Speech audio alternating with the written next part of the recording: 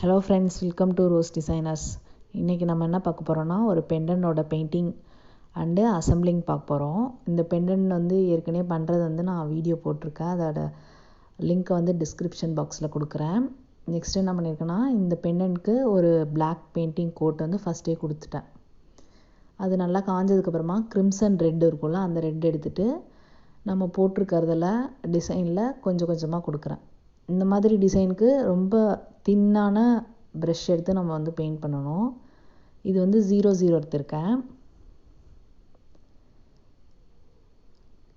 கொஞ்சம் பெயிண்ட் பண்ணும்போது மட்டும் பார்த்து பண்ணணும் பொறுமையாக. இது காஞ்சதுக்கப்புறம் ரொம்ப லைட்டாக இருந்த மாதிரி இருந்ததுன்னு மறுபடியும் இன்னொரு கோட்டிங் கொடுத்துட்டு அதுக்கப்புறமா டிசைன் பண்ண ஆரம்பித்தேன். இந்த ரெட்டு மட்டும் 2 கோட்டிங் கொடுத்துக்கிட்டேன். இதே மாதிரி என்ன டிசைன் இருக்கோ அந்த பேட்டர்ன்லேயே நம்ம கலர் பண்ணிட்டு வரலாம். நெக்ஸ்ட்டு ஒரு லைன் இருந்தது, அந்த லைனில் இந்த ரெட்டு கொடுத்துக்கிறேன். அதாவது டாட் டாட்டாக இதில் வச்சுருந்தேன் அந்த லைனில்.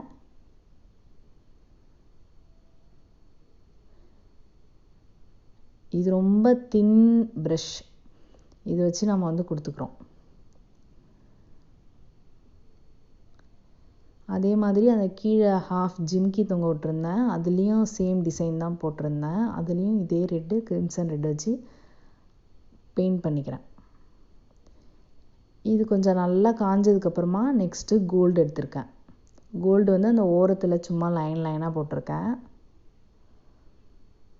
அதில் ஒரு கர்வ் பேட்டர்ன் போட்டிருந்தேன்னா, ஆனால் லைனாக போட்டுகிட்டே வரேன். அதில் அந்த கர்வ்லேயே லைனாக போட்டிருக்கேன். இப்போ இது நல்லா காஞ்சதுக்கப்புறமா தான் நம்ம டிசைன் பண்ணுறோம்.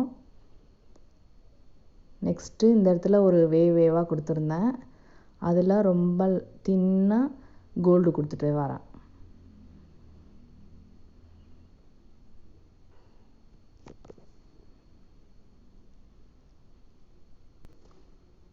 இப்போ இது எல்லாமே காஞ்சதுக்கப்புறம் நான் மறுபடியும் செகண்ட் கோட்டிங் கொடுத்துட்டேன். நெக்ஸ்ட்டு கோல்டு வச்சு நம்ம டிசைன் பண்ணிடலாம். இந்த இடத்துல ஒரு லைன் கொடுத்துக்கிறேன். இந்த ஸ்டிக் பீட்ஸ்க்கு எல்லாத்துக்கும் நான் கோல்டு கொடுக்குறேன். இதுவும் லைட்டாக இருக்கிற மாதிரி இருந்ததுன்னா நம்ம செகண்ட் கோட்டிங் கொடுத்துக்கலாம். பொறுமையாக கொடுத்துட்டே வரணும். இந்த ப்ரஷ்ஷோட சைஸ் 3, கொஞ்சம் பெரிய சைஸ் ப்ரஷ்ஷு தான் இது. ஒவ்வொரு பீட்ஸு கேப்லேயும் கொடுத்துட்டே வரணும். ஃபஸ்ட்டு ஃப்ரண்ட் சைடு கொடுத்து நம்ம காய வச்சுட்டு அதுக்கப்புறமா பேக் சைடு கொடுக்கணும். இல்லைன்னா கீழே வைக்கும் போது நம்ம ஒட்டிக்குவோம். அதனால் சைடில் இருக்கிற கேப்பெல்லாம் பார்த்து ஃபில் பண்ணணும். ஃபுல்லாக இதே மாதிரி எல்லா பீட்ஸ்க்கும் நான் கோல்டு கலர் கொடுத்துக்கிறேன்.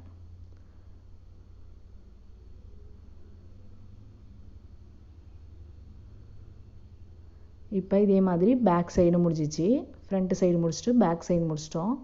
நெக்ஸ்ட்டு இந்த கீழே இருக்கிற ஜிமிக்கிலையும் அதே மாதிரி இந்த இதுக்கு கோல்டும் கீழே தொங்குறது பிளாக்லேயே விட போகிறேன்.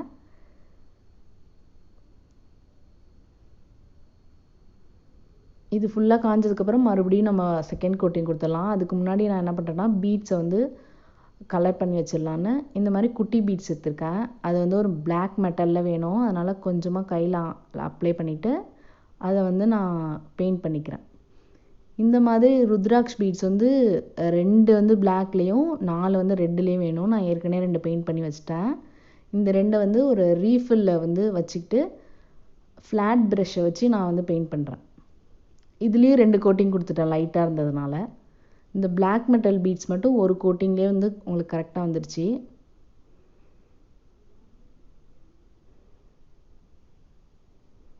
இது நான் கம்மி பீட்ஸுங்கிறதுனால இந்த டைப்பில் பெயிண்ட் பண்ணிக்கிறேன். இப்போ அது ஃபுல்லாக பெயிண்ட் பண்ணி முடிச்சிட்டோம். நெக்ஸ்ட்டு இது காஞ்சிருச்சு. இந்த ரெட்டு ஒரு லைன் போட்டோம்ல, அந்த லைனில் சின்ன சின்ன டாட் இருந்தது. அதுக்கு ரொம்ப தின் ப்ரஷ் நம்ம யூஸ் பண்ண முடியாது. நான் என்ன பண்ணியிருக்கேன்னா, ரீஃபில்லில் ஒவ்வொரு டாட் எடுத்துகிட்டு அதில் ஒன்று ஒன்றா வச்சுட்டே வரேன். இதே மாதிரி ஃபுல்லாக அந்த ரெட் லைனில் எல்லாத்துலேயும் வச்சுட்டேன்.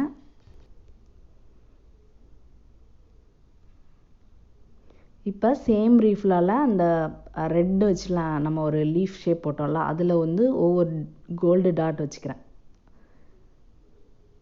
சும்மா சின்னதாக உங்களுக்கு நல்லா தெரியும் அப்படிங்கிறதுக்காக ஒவ்வொரு டாட் வச்சுக்கிறோம்.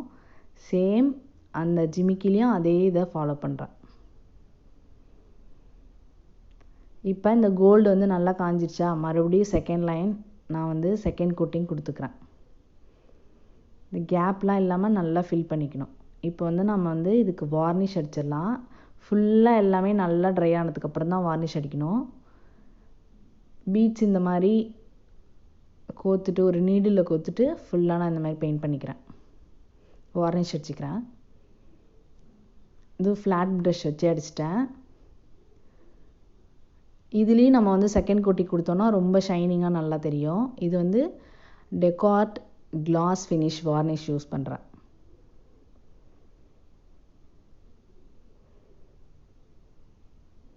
இந்த குட்டி பீட்ஸ்க்கு நம்ம வந்து கடைசியாக எப்படின்னு பண்ணலாம், அதுக்கு முன்னாடி இந்த பெண்டன்ட்க்கு பண்ணிடலாம். ஃபுல்லாக ட்ரை ஆனதுக்கப்புறம் தான் நம்ம வந்து வார்னிஷ் கொடுக்கணும். ஒரு சைடு கொடுத்துட்டு அதே மாதிரி பெயிண்ட் எப்படி பண்ணோமோ அதே மாதிரி பேக் சைடு கொடுக்கணும். இந்த மாதிரி ஒரு நீடில் இந்த குட்டி பீட்ஸ் எல்லாத்தையும் கோத்துக்கிட்டு அதில் வந்து நான் வார்னிஷ் அடிக்கிறேன். நெக்ஸ்ட்டு என்ன பண்ணுறேன்னா, இதை அசம்பிள் பண்ணுறதுக்கு நான் இந்த மாதிரி ஒரு ஸ்கேலில் சில்க் த்ரெட் வந்து 50 சுற்றிக்கிறேன், 50 ரவுண்டு. அதை கட் பண்ணோன்னா நமக்கு 100 கிடைக்கும். இதை வந்து சென்ட்ரு பார்த்து இதில் வந்து ஒரு ஜம்ப் ரிங் வந்து நான் ஆட் பண்ணிக்கிறேன். அந்த வார்னிஷ் அடித்த பீஸ் எல்லாமே ட்ரை ஆகட்டும், அதுக்குள்ளே நம்ம இதை அசம்பிள் பண்ணிடலாம். இப்போ இதை வந்து கொஞ்சம் டைட்டாக வந்து ஒரு நாட் போட்டு கட்டிக்கிறேன், அதே பிளாக் கலர் சில்க் த்ரெட்டால். நாட் போட்டுட்டு இதில் லைட்டாக க்ளூ அப்ளை பண்ணிவிட்டு ஒட்டிட்டு இந்த எக்ஸஸாக இருக்கிறத கட் பண்ணிடலாம். இதே மாதிரி நான் 2 பீஸ் ரெடி பண்ணி வச்சுருக்கேன். நெக்ஸ்ட்டு இந்த மாதிரி கியர் ஒயர் எடுத்துக்கலாம். எந்த அளவுக்கு வேணுமோ அந்த அளவுக்கு கட் பண்ணிவிட்டு இந்த பெண்டன்ட்டில் வந்து ஒரு லைன் விட்டுட்டு 2 கியர் லாக் போட்டுக்கிறேன். இப்போ இந்த பெண்டன்ட்டில் ஒரு எட்ஜில் விட்டுட்டு அந்த ஒயர் எடுத்து மறுபடியும் அதே சேம் கியர் லாக்கில் விட்டுட்டு ப்ரெஸ் பண்ணோன்னா நமக்கு லாக் ஆகிடும். எந்த அளவுக்கு டைட்டாக பண்ணுறீங்களோ அந்த அளவுக்கு நல்லாயிருக்கும். இப்போ இதை வந்து ப்ரெஸ் பண்ணிட்டேன். நெக்ஸ்ட்டு இந்த மெட்டல் பீட் ஒன்று, ரெட்டு ஒன்று, மறுபடியும் மெட்டல் பீட் ஒன்று,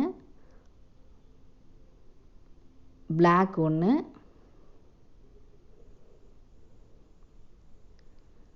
மெட்டல் பீட் ஒன்று, ரெட் ஒன்று, மறுபடியும் இந்த மெட்டல் பீட் போட்டேன். இப்போ வந்து இந்த சில்க் த்ரெட் வந்து இதில் வரணும். இந்த எக்ஸஸாக இருக்கிறத அந்த பீட்டுக்குள்ளே விட்டு நம்ம இது பண்ணிடலாம். இப்போ இது ஃபுல்லாக முடிஞ்சிச்சு. நெக்ஸ்ட்டு கியர் லாக் 2 போட்டுக்கிறேன். கொஞ்சம் எக்ஸ்ட்ரா இருக்கிறத கட் பண்ணிடலாம். இப்போ நம்ம ரெடி பண்ணி வச்ச அந்த பிளாக் சில்க் த்ரெட் இருக்குல்ல, அந்த ஜம்ப் ரிங்குள்ளே இந்த கியர் ஒயரை விட்டுட்டு அந்த லாக்கில் மறுபடியும் இழுத்துட்டு எந்த அளவுக்கு டைட்டாக ப்ரெஸ் பண்ண இழுக்க முடியுமோ அந்த அளவுக்கு இழுத்துக்கணும். இழுத்துட்டு இப்போ வந்து அந்த கியர் ஒயரை நல்லா இழுத்துக்கிறேன் டைட்டாக. அதுக்கப்புறமா ப்ரெஸ் பண்ணோன்னா நமக்கு வந்து லூஸ் ஆகாமல் இருக்கும். இப்போ இந்த எக்ஸஸாக இருக்கிறத கட் பண்ணிவிட்டு கொஞ்சம் இருக்கும்ல அதை வந்து அந்த பீடுக்குள்ளே வந்து விட்டுறலாம். இப்போ இது வந்து ஒரு சைடு ரெடி ஆயிடுச்சு. 2 சைடுமே நான் வந்து போட்டுட்டேன். எந்த அளவுக்கு ஹைட்டு வேணுமோ அந்த அளவுக்கு பார்த்துட்டு எக்ஸஸாக இருக்கிறத கட் பண்ணிட்டேன். நெக்ஸ்ட்டு இந்த மாதிரி ஒரு பிளாக் கார்டு இருக்கும்ல அது எடுத்திருக்கேன். இந்த பிளாக் கார்டை என்ன பண்ணியிருக்கேன்னா ஒரு சைடு எட்ஜில் வச்சுட்டு ஒரு நாட் போட்டுட்டு இந்த சில்க் த்ரெட்டை வந்து மடக்கிட்டு 2 லைனாக சில்க் த்ரெட்டு கொஞ்சம் கட் பண்ணி எடுத்துகிட்டு அதை ஃபுல்லாக நம்ம டைப் பண்ணணும். அந்த எக்ஸஸாக இருக்கிறதெல்லாம் வெளில தெரியாத அளவுக்கு நல்லா சுற்றி நாட் போட்டுக்கணும், ஃபுல்லாக லாக் ஆகிற மாதிரி. இந்த பிளாக் கார்டை வந்து ஒரு சைடு நாட் போட்டிருக்கேன், அதையும் நம்ம கவர் தான் பண்ண போகிறோம்.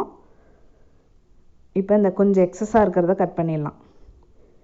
இது ஃபுல்லாக தெரியாத மாதிரி அந்த த்ரெட்டை போட்டுட்டு இப்போ நாட் போட்டுட்டு க்ளூ அப்ளை பண்ணிக்கிறேன்.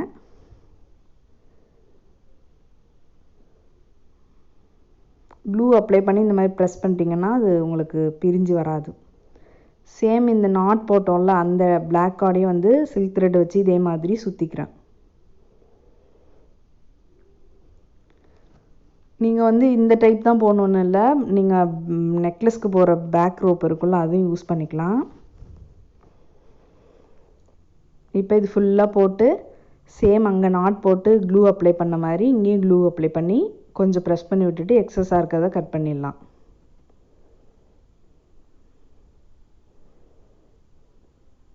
இதே மாதிரி இந்த சைடும் நான் போட்டுக்கிறேன். இப்போ இது ஃபுல்லாக முடிஞ்சிச்சு. இதில் பீட் போட்டுட்டு டாசில் எப்படி வைக்கிறதுன்னு பார்க்கலாம். இந்த மாதிரி ஒரு மெட்டல், அதாவது டெரக்கோட்டா பீட் தான், பிளெயின் பீட். இது கொஞ்சம் ஹோல் சின்னதாக இருக்கிறதுனால நம்ம உள்ளே விடுறது வந்து கஷ்டமாக இருக்கும். ஏதாவது நீடில் வச்சுட்டு இழுத்தோன்னா நமக்கு ஈஸியாக இருக்கும்.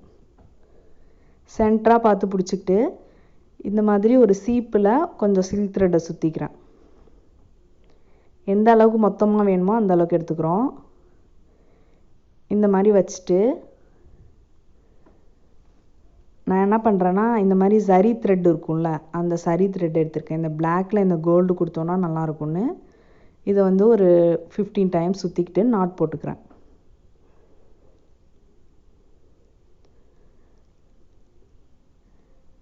இந்த zari வந்து கொஞ்சம் லூஸாக ஆகும், அதனால நான் என்ன பண்ணுறேன்னா ஃபெவிக்விக் போட்டு ஒட்டிட்டேன். இந்த எக்ஸஸை வந்து கட் பண்ணிடலாம், எந்த அளவுக்கு ஹைட் வேணும்னு பார்த்து. இப்போ அதுக்கு மேலேயும் கொஞ்சம் சில்க் த்ரெட் சுற்றிக்கிறேன், ஏன்னா ஒரு பீடு மாதிரி ஃபார்ம் ஆகும் அதனால்.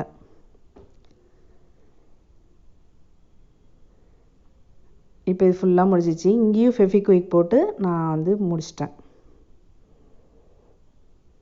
தேங்க்யூ ஃபார் வாட்சிங்.